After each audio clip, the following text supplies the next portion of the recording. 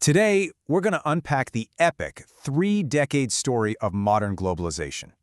I mean, it's a heck of a story. It's got everything. An explosive beginning right after the Cold War, a painful reckoning, and now a total reinvention of the world economy. So where do we even begin? You know, when you hear this quote, it sounds like it could have been written yesterday, right? It's basically a description of an Amazon Prime paradise. But the crazy part is, the famous economist John Maynard Keynes was writing about the world way back in 1914. He was describing a previous golden age of global connection, an age that, well, ended abruptly and very, very violently. That's a powerful idea to keep in the back of your mind as we go through this. Okay, so let's set the scene. It's the 1990s. The Berlin Wall is rubble, and this incredible wave of optimism is just washing over the entire globe. This was the birth of modern globalization, a time of just explosive growth and this powerful belief that the whole world was becoming one giant, integrated marketplace. To really get a feel for the sheer speed of this change, just look at this number. Back in the late 1980s, this was how much currency was traded every single day, $190 billion. Now that sounds like a huge number, for sure, but trust me, it was just the warm-up act. Because by 1995, just a few years later, that daily number had absolutely skyrocketed to $1.2 trillion. Yeah, trillion with a T. Money was just flying across borders at a speed nobody had ever seen before. It really felt like there were no limits to this new, connected world. So you have to ask, what was the big idea driving all this? Well, the intellectual engine behind it all was this deceptively simple theory from way back in the 19th century called comparative advantage. The core idea isn't that you have to be the absolute best at making something. It's simpler. It's that everyone wins if each country just focuses on what it's relatively good at. You play to your strengths. Okay, so let's make this super clear. Check out this table. You've got West and East. Now, West is actually better at making both computers and bicycles. So you might think, well, West should just do everything, right? But look closer. West's real superpower is making computers. East, on the other hand, is relatively better at making bicycles. So if West goes all in on computers and East focuses on bikes, and then they trade, the total amount of everything goes up. The pie gets bigger for everyone. That was the promise. Trade wasn't a zero-sum game. But, okay, let's pump the brakes for a second. Here's a little reality check. Even back then, at the absolute peak of all this optimism, the idea of a perfectly flat world wasn't quite true. Turns out most investment was still being financed at home. Money wasn't flowing quite as freely as you'd think from the headlines. It was a little hint that maybe the foundations of this new world weren't as solid as they looked. And those little cracks, well, they were about to turn into massive fault lines. This brings us to Act 2, the reckoning. That early, dizzying optimism was about to run headfirst into a series of brutal shocks, and the whole idea of globalization came under serious attack. You can almost pinpoint the moment the mood started to shift. It was 2006, with the collapse of these huge global trade talks.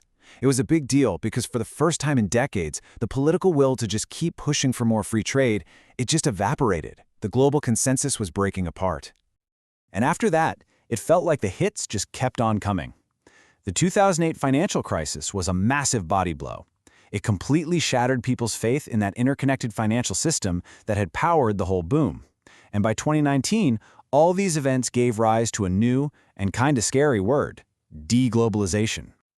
And deglobalization is pretty much exactly what it sounds like. For the first time in modern memory, all the things we used to measure globalization, trade, investment, capital flows, they were all going in reverse. Everything that had been going up, up, up was suddenly going down. The world was starting to pull apart. And of course, these economic problems didn't just stay on spreadsheets. They fueled a powerful political backlash. People who felt totally left behind by all these rapid changes started to get very, very loud. And this wasn't just happening in one or two countries. This anger was global. And this is where that parallel from the very beginning becomes really chilling. Remember that vibrant, super-connected world from 1914 that Keynes was talking about? Well, all this talk of deglobalization brought that memory rushing right back. That world, It ended in war. The first great age of globalization didn't just fade away. It was destroyed. And all of a sudden, the idea that our own era of connection could go into a dangerous reverse, well, that started to seem terrifyingly real. And listen, this backlash wasn't just a Western story, not by a long shot. This quote from an unemployed worker in China just shows that the same fears were being felt all over the planet. This is a guy who helped power China's incredible rise, but then as jobs started moving on to even cheaper countries, he got left behind. That anxiety was a truly global thing. So where does all that leave us? Well, it brings us to Act 3, to the new reality that we are living in right now. See, globalization didn't die. It just transformed. It became something slower, more cautious, and way more complicated. Welcome to the age of slowbalization. So what on earth is slowbalization? Basically, it's the idea that the explosive growth period is over. Trade and investment, they aren't expanding faster than the global economy anymore. So the world's still connected, definitely, but the pace has slowed to a crawl. The high-speed train has become a local commuter. And this chart, this picture tells the whole story. Just look at the contrast. You've got that steep, rapid climb during the boom years, and then after the financial crisis, it just flatlines. The engine didn't shut off completely, but it was throttled way, way back. Now, it's really tempting to blame this all on politics and trade wars, and that's part of it, for sure. But there were deeper things going on. The easy wins, like making shipping cheaper, were mostly gone. And big companies started realizing, hey, maybe having our supply chain stretched all the way across the planet has some hidden risks. On top of that, China started making more of its own stuff instead of just assembling parts from other places. And if all that wasn't enough, another layer got added to this, and it's a really big one. The global economy started to fracture along geopolitical lines. We're moving away from that idea of one single system and towards a world of competing economic teams. These numbers just show you how huge this shift has been.